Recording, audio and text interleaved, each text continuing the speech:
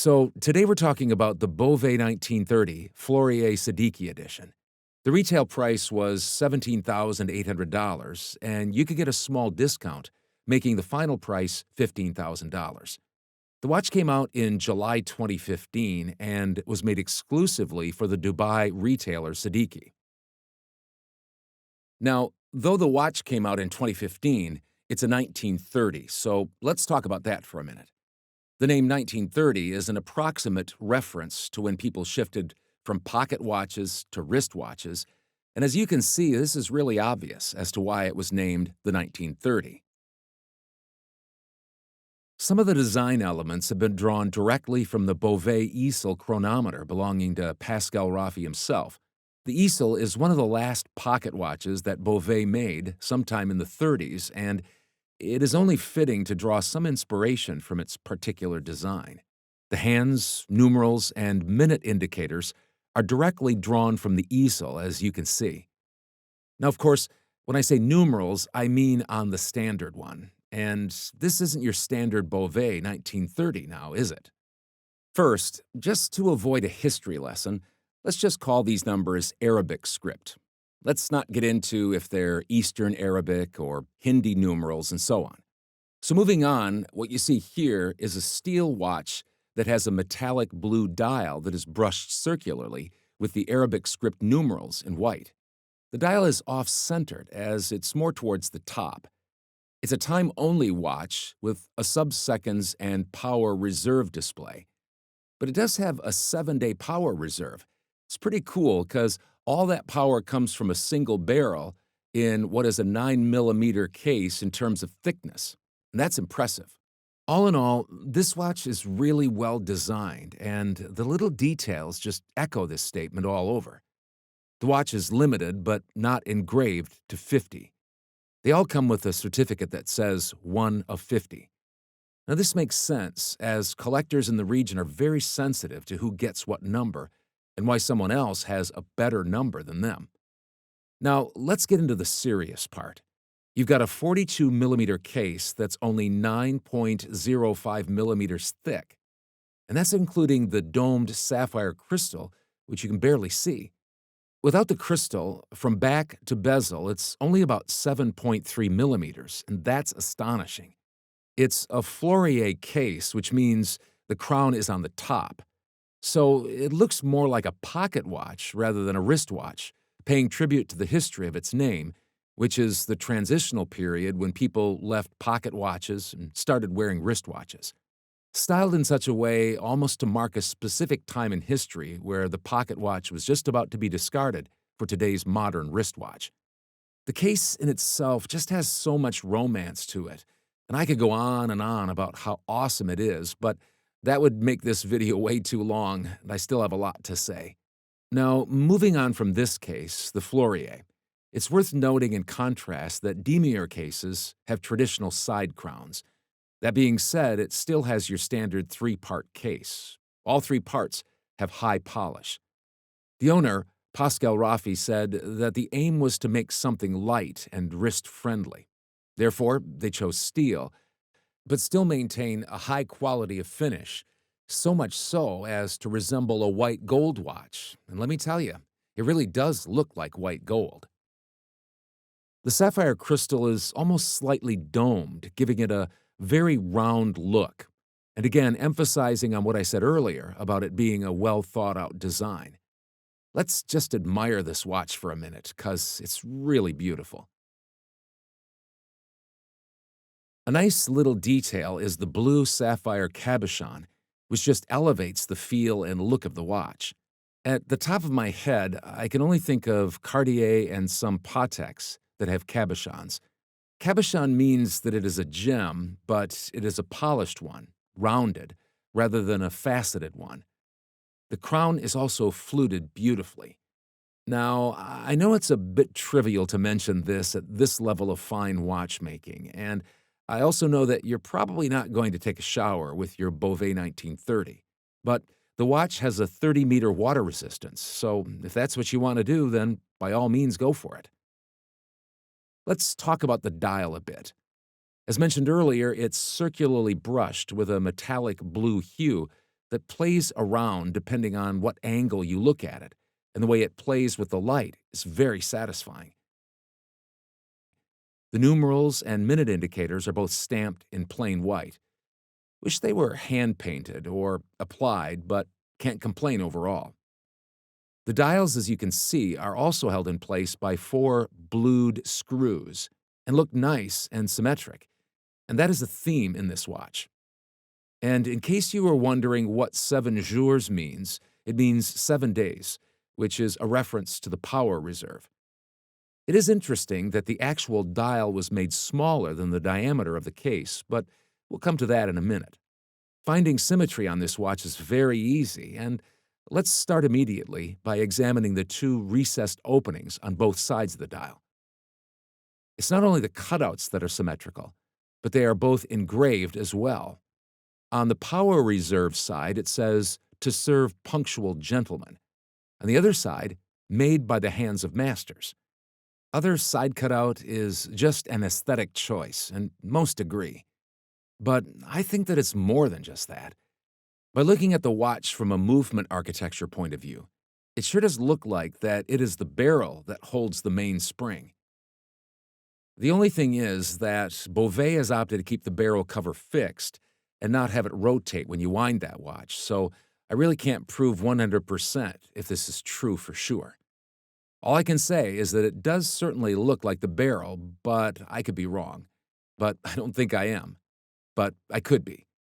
Now, assuming that I am correct, which I probably am, I think that the symmetry is just lovely, where you have the power reserve indication on one side, and then you have the barrel that houses the mainspring, which is basically the source of power on the other side. It's truly symmetric. Before losing my train of thought, I do want to draw your attention to the engraved inscriptions again. "Made by masterful hands," and "To serve a punctual gentleman." I cannot express how much these words resonate through the watch, but I sure as heck will try. Keep these 2 statements in mind throughout the video because they say what they mean and they mean what they say. Again, I want to come back to the symmetry. Very symmetric look from every angle. Masterful hands indeed, and it is shown off by that deliberate choice stated earlier by making the actual dial smaller. What you actually see is the back of the base plate of movement. Let me tell you, that is as artistic as it is functional. From one point, it's a base plate and actually is responsible for holding everything in place. But from another perspective, it's also decorated very nicely, if I may say so myself, with radial Geneva stripes. Truly as beautiful as it is functional. Even the recessed cutouts on the base plate, where you have the power reserve, and what I assume is the barrel, are both very well done. I don't usually talk about finishing when I talk about the dial side, but the edges are polished and beveled so well that they're worth at least mentioning. You can see there's something going on. As long as we're talking about finishing, the frames of the dials are very well done as well. You've got these 4 little blued screws holding them.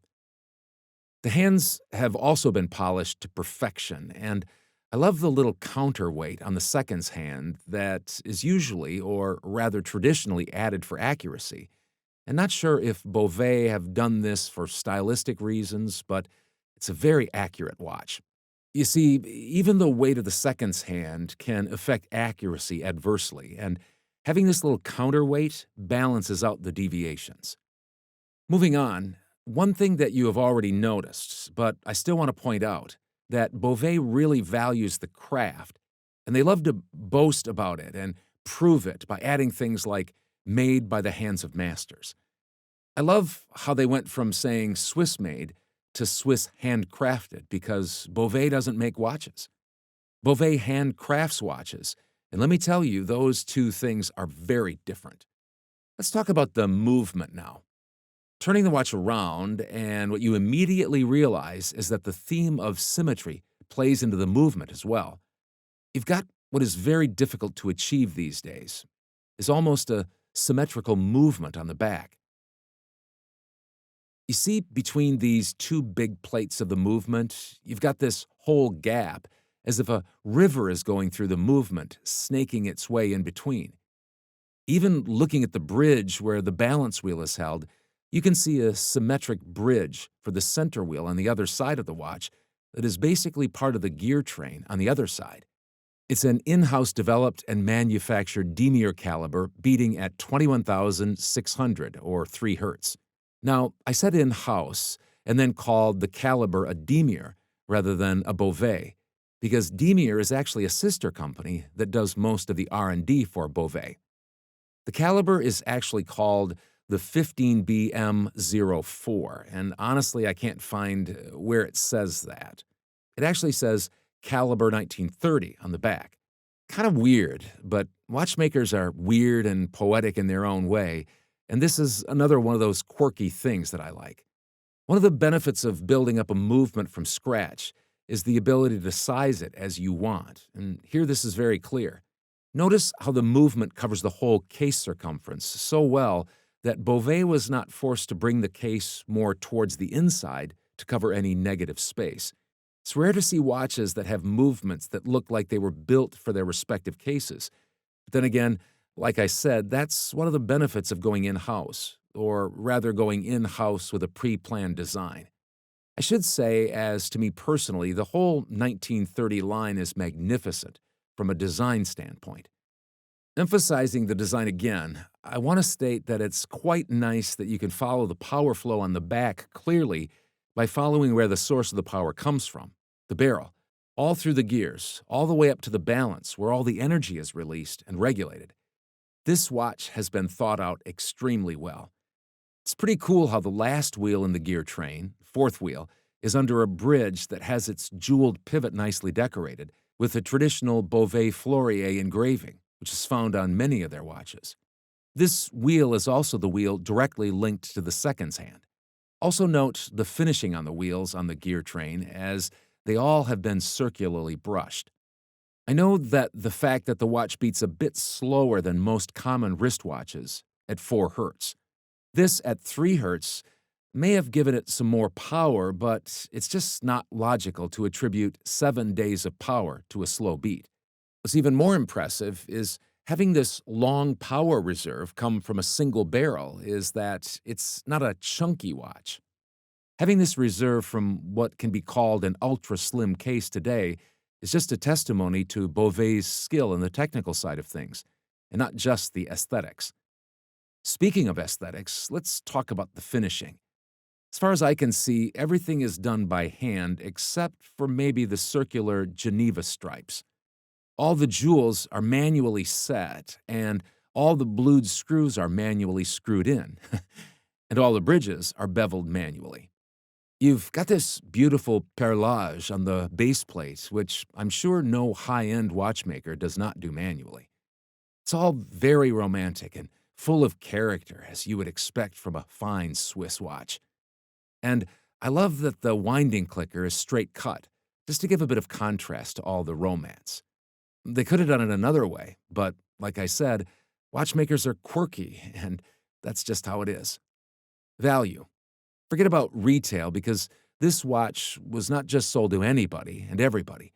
Anyone who bought the watch bought it at $15,000. Well, from Seddiqi at least. The watch did trade in the market for sometimes as high as $18,000, but never higher. I say this because this is what I have seen. Also, I don't know anyone who lost money on this watch.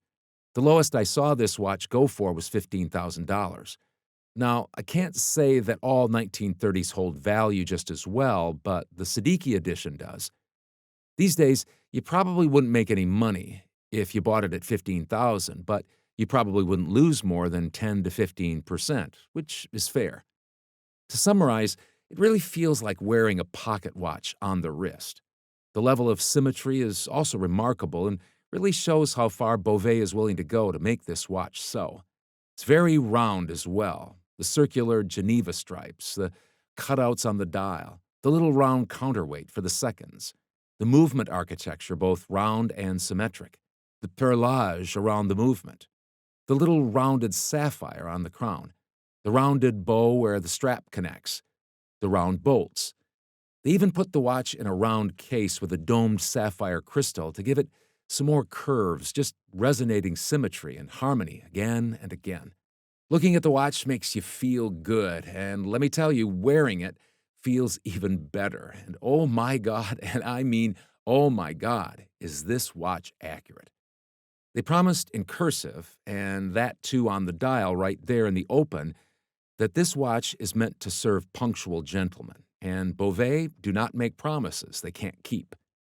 I tested, and it actually ran at a daily deviation rate of under a half a second a day on the wrist. This is impressive to say the least. Now, this is at the top of its power reserve. So basically, for about a day and a half, you would be superior in chronometric performance that many tourbillons can't even match. Later on, you begin to lose about 2 to 3 seconds towards the middle of the power reserve. In addition to this, the watch actually works for 7 days in case the punctual man is a forgetful one and somehow can't find like 30 seconds a week to wind his watch. This watch is a very good-looking piece, both dial and business end of it. It just oozes class. And I think that was the intention, and Bovet did indeed succeed in capturing that feeling and making it a special experience. So thanks for watching, and let me know what you guys think.